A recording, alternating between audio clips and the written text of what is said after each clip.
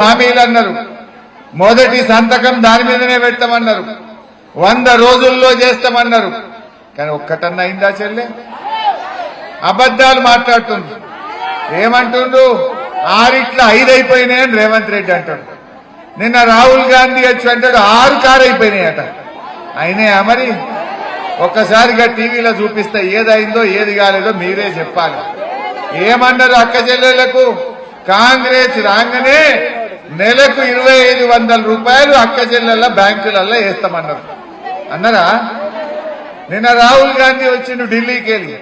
ఆయన ఎంత అబద్ధం ఆడతారంటే మా కాంగ్రెస్ వచ్చి 5 నెలలాయే నెల 2500 వేస్తూనే ఉన్నాము అంటుండ్రు. మరి ఆడేసిండో ఎవరి అకౌంట్లో వేసిండో? అబద్ధం ఆడతారన్నా కొంచెం సిగ్గన్నా ఉండాలి. జర చూడండి, ఎలక్షన్ల ముందు ఏం చెప్పిండ్రో, నిన్న రాహుల్ గాంధీ వచ్చి ఏం చెప్పిండో ఒక్కసారి చూద్దాం చెల్లె. ఇక్కడ చూడండి. ఇంత ఆయన దగ్గర నగదు ఉంటేనే పెయింట్ షాపులలో ఇస్తున్నాడు. అవునా?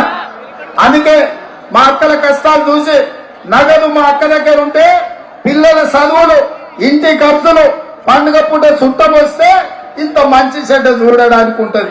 అందుకే ప్రతి నెల 1వ తారీఖు నాడు ప్రభుత్వ ఉద్యోగికి జీతం వచ్చినట్టుగా ప్రతి నెల 1వ తారీఖు నాడు ఆడబిడ్డల ఖాతాలో 2500 రూపాయలు ప్రతి నెల ఆడబిడ్డల ఖాతాలో వేయాలని. వడ్డయా చెల్లి? ఎవరికైనా వడ్డయా చెల్లి? ఆయన రాహుల్ గాంధీ వచ్చిండు నిన్న ఏమంటాడు? మేము వేస్తున్నామంటాడు. అది కూడా చూడండి ఎంత అబద్ధాలు మాట్లాడతారు, ఎంత దొంగలో చూడండి ఒక్కసారి.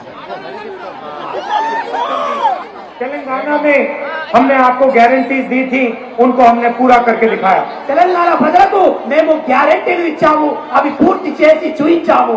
महिलाओं के बैंक अकाउंट में 2500 रुपए हर महीने तेलंगाना की सरकार डालती है. తెలంగాణలో ఉన్న మహిళలకు 2500 రూపాయలు వాళ్ళ బ్యాంక్ అకౌంట్ లో నేరుగా వేస్తున్నది. 30,000 रुपए.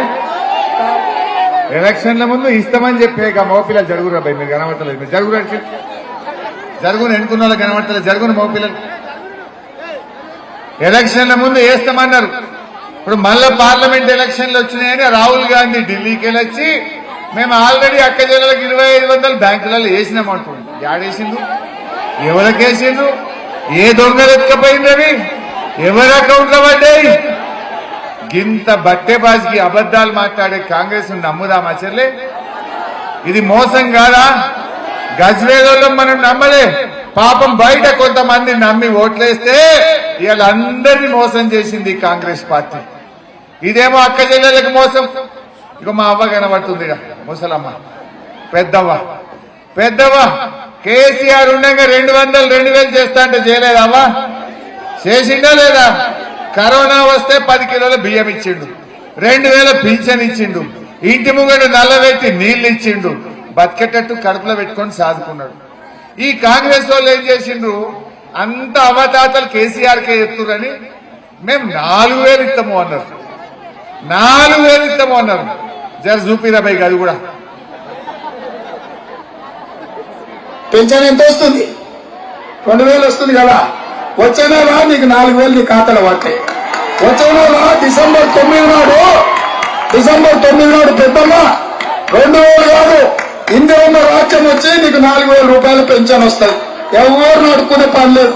ఇంతకుముందే సీట్ చెప్పి నీ మనోడు వచ్చి నీ కాళ్ళు ఎత్తుతాడు, పెట్రోల్ కు 500 1000 ఇవ్వమని. ఏమవ్వా మనమడి కాలు వస్తుందా?